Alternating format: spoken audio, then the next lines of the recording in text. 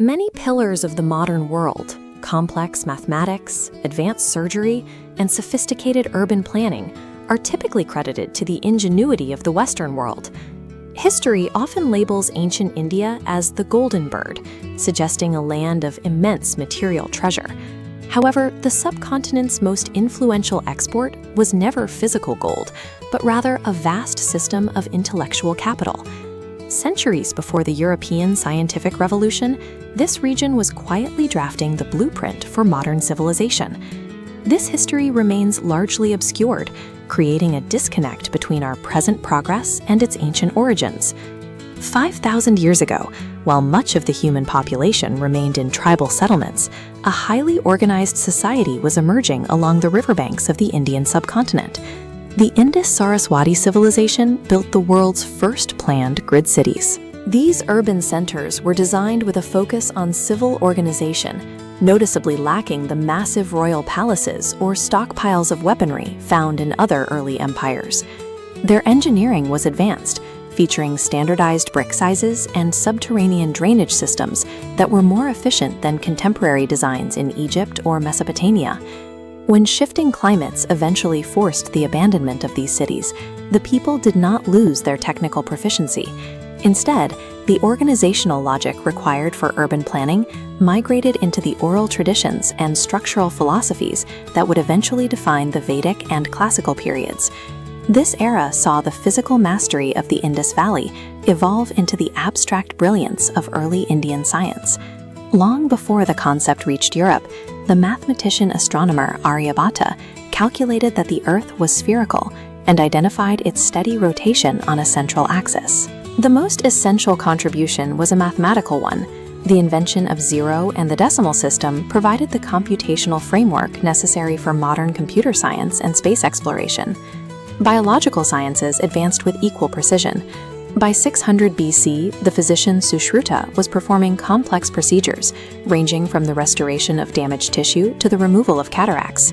These discoveries functioned as a global system of knowledge, providing a verified scientific baseline that would eventually illuminate the path for other civilizations. This intellectual foundation in maritime, math, and large-scale manufacturing built an economy commanding 1/3 of global GDP. Roman records highlight this dominance. Pliny the Elder criticized the massive outflow of Roman currency to purchase Indian textiles and spices along the Silk Route. To the south, the Chola dynasty maintained one of the world's most powerful navies. They used this maritime strength to facilitate trade and cultural exchange throughout the Indian Ocean.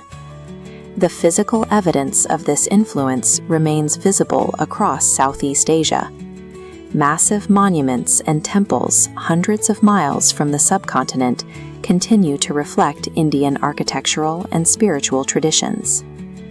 The Chola expansion prioritized the movement of ideas, commerce, and spiritual architecture over territorial conquest, creating a borderless sphere of influence that spanned the sea.